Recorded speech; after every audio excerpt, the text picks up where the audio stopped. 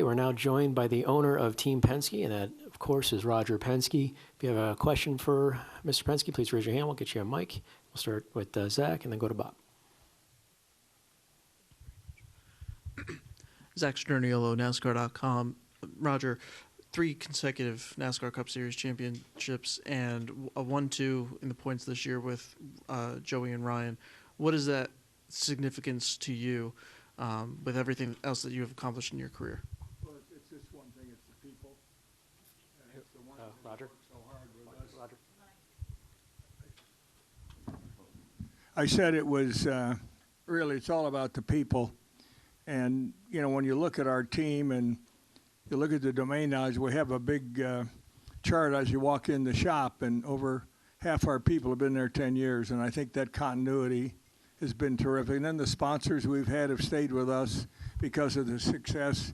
Then you take Joey and you take Ryan and, you know, also Austin. You know, we've got a great team. And I remember when Blaney came in with his dad. I think he was 18 years old, and he was this skinny little kid. Look at him today. I mean, he put on a great show, but I just can't thank everybody enough. You know, Ford has been behind us from the very beginning, and to think that the Shell car won here and won the Indy 500 is a pretty good one, too. So maybe we can get a renewal. We'll go to Bob. Bob Pockris, Fox Sports. What did that drive by Joey say about him? Well, I think you saw I think it was 2/3 the way through the race when he came up, you know, and, you know, got right to the lead there. It was amazing. And I knew we had good cars all day, but, you know, how this place is, and even at the end there when we had 3 Chevys ahead of us on that restart, I was really concerned, to be honest with you. But, you know, Joey had a mega restart. And, you know, once Blaney got clear, the next thing is they had to race each other, which was a little concerning to me, to be honest with you. It's one thing if you're racing, you know, at a normal track, but when you're racing for the championship, you never know what's going to happen. Those 2 guys you know, right? What? Those 2 guys you know. Blaney and Logano. You're not gonna... Well, I know them well, but, you know, they're both, you know, they're hungry. And, you know, there's no question they race fair. And it was great to see the speed that the cars had in the long run.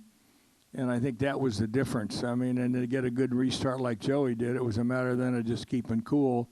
He pulled out a 2-second lead, and Blaney came on and brought it down to, 2 or 3 tenths. So I couldn't ask for anything more, and it was a clean race.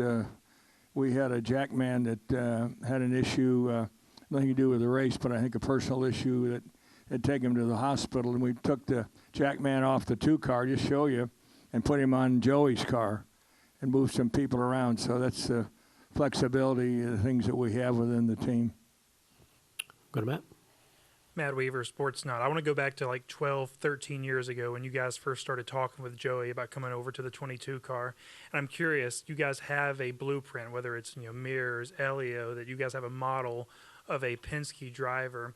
And I'm curious, what were the things that you saw in Joey that surely you had to know that he fit that model, even at a point where he didn't even know if he would be that guy, that coach didn't think he was that guy? Well, you know, it's interesting. I'd have to say I give Brad Kozlowski, you know, a lot of credit for introducing me to Joey. I remember we were at Daytona and we were walking across the road there, and he introduced me to him. And I had watched him, and we wanted to get you know, a full-time driver and in the Cup side. And I called Joe Gibbs, to be honest with you, and said, Joe, I'm very interested in hiring Joey. And he said, well, wait a week, because they were trying to get sponsorship for him. We're not able to do that, and we put it together. And he's been a leader the whole time. He's taken a lot of heat on many things, but when he puts the helmet on, you saw it today, there's nobody that gets after it like he does. And he and Brittany, what they do to the community day in and day out is he's just a full package altogether. And then speaking of, you know, the heat that's on him sometimes, he came in here yesterday and said that we want to go out there on Sunday and step on their throats. And I know that you're a guy that wants to let your actions speak on the track. Did you hear that he said that, and does it kind of make you nervous a little bit? That's the second time I've heard it. I'm glad I did. I think I might have used different words, but that's okay. When you win, you can say whatever you want, I guess. We'll go to Jenna. Jennifer, AP. Roger, Blaney spent a lot of time this week talking about how he just wants to make you proud. And that this year in particular, as you mentioned, the Indy 500 victory, the Rolex victory, the IMSA championship, last week's WEC championship, now your third consecutive Cup championship. What still do you want to do? Do you want to win every week? What do these guys have to do to fulfill their goal of making you proud? Well, as you know, racing is a common thread through our company. It's our brand, and of course we want to win. And I think that Ryan and Joey, they do everything they can for the team, and Austin and all the other people that have been with us, Mears, over the years have felt the same way. What I try to do is provide them with what they need to be champions. And, we're not always up like this. And sure, we want to win more. We want to win properly. And I think when you race in this league with the teams we have here and see the execution, you got to give Mike Nelson and Travis Geisler and all the team, Paul Wolf, and the people who have been Jonathan Hassler. These guys are just outstanding. And we grew them. We didn't put them in from the top in the funnel. They came up through the bottom, every one of them, so they have that domain knowledge, which makes it so important, and they work as one team. So what I need to do is continue to push them because, we're not interested to sit here and not have the success. And I think that's been a great thing for us, not only here in the NASCAR racing, but in all the other series because, it rubs off.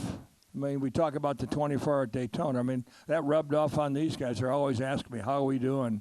And I think that when you think about it, the number of people that we have that we touch, every race in our company, and we have 74,000 people that tomorrow are going to be just climbing the walls with happiness because of the success. That's what I'm in it for. It's not another race. It is, but it isn't. It's about being able to show our people and our partners what kind of company we are, so this certainly helps. Say it again. IndyCar championship. You're an IndyCar championship short of a full sweep of the year. Where would you rank this year for Team Penske? Well, I guess you'd have to say it's probably, if not the best, one of the best, and I think that, obviously not to win the IndyCar championship, which, of course, it's where we all started and built our first racing team, was disappointing. But it's one of those things that you try and you don't. And Ganassi, I have to give him credit. He continues to put up great numbers with his guys. But I told him, come on back to NASCAR. It's gotten easier. Go to Jonathan and then John.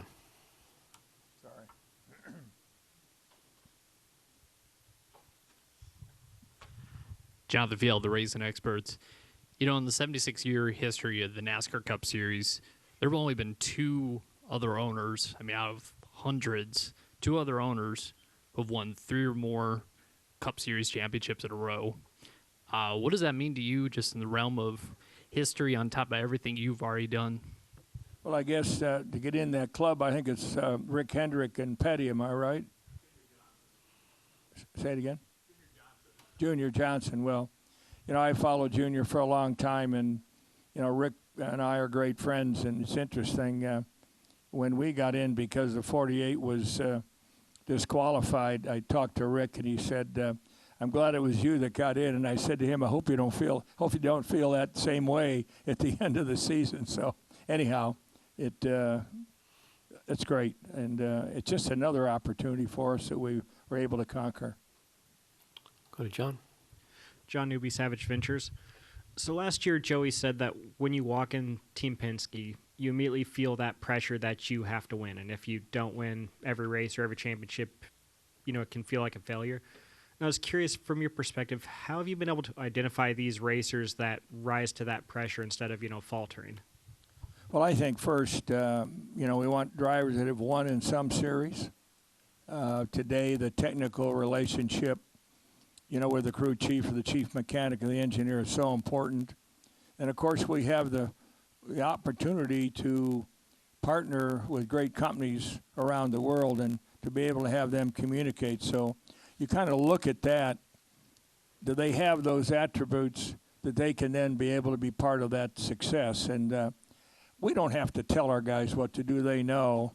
But look, they're serious. We want to do one thing coming down here this weekend. You know, when you have 50% of the 4 cars, you've got to execute. And I was concerned during the race there at one point. I mean, we pitted early. The guys ran longer, and you could see that. But the cars had speed. And the good news is the drivers we do have are executing in a great way. We'll take 2 more. We'll go to Deb and wrap up over here. Deb Williams, Auto Week. Congratulations, Roger. Thank you. I just kind of want to take Team Penske back a little further. The first time you were in NASCAR in the 1970s, you had Bobby Allison as your driver. He was successful with the Matador. What did Bobby mean to Penske in those years, and how did that kind of set your foot and tone for now? Well, you know, Bobby was a great friend, not only to me, our family, but many, many fans, you know, around the world. He was a class guy, and I respected him a lot. And we were very fortunate to have him come with us because he brought so much expertise. And I remember in the Matador when we won the Darlington 500, and, you know, he's had tragedy in his family, but he always stood up. And I would say, Bobby, when you think of the garage area, probably one of the most respected drivers of all time. And to see us lose him here over the last 24 hours is certainly heartfelt for all of us. We were thinking about he and his family. But he went to Indy, raced at Indy. He wasn't any more different race for him than anybody else. And I think it's great to see Kyle coming. And I know Kurt was there. And to me, it just, I guess you get to a certain age, and those are things that happen. But I think all of us here have to say a prayer for himself, and certainly thoughts go out to he and his family. Thank you. And we'll wrap right here. Eric List, Blaze Radio. So Joey Logano won his first championship back in 2018. What have you seen him develop from 2018 now to 2024, and he's a 3-time Cup champion? Well, I think first he had to kind of shake off some of the reputation he had. It called him sliced bread, I think it was, or whatever it was. But he shook that off pretty quickly. But we were behind him, and I think that was key. And he just grew and grew and grew because, and not only on the track, but off the track. When you think about, you know, what he does, he and Brittany do for the outside world is amazing. And I'd go back to his first championship the night before the championship in Homestead. He was at I think one of the stores there handing out turkeys to people that didn't have what he had. So that's one side of him. The other side of him, when he puts the helmet on, there's nobody out there that runs harder than he does. And I think that was just him maturing, you know, over time and getting the confidence that he could win and he could race anyone. So he certainly proved it today, and he has for the last 3 championships for sure. Okay, well, thank you, Roger, and congratulations Guys. on another championship.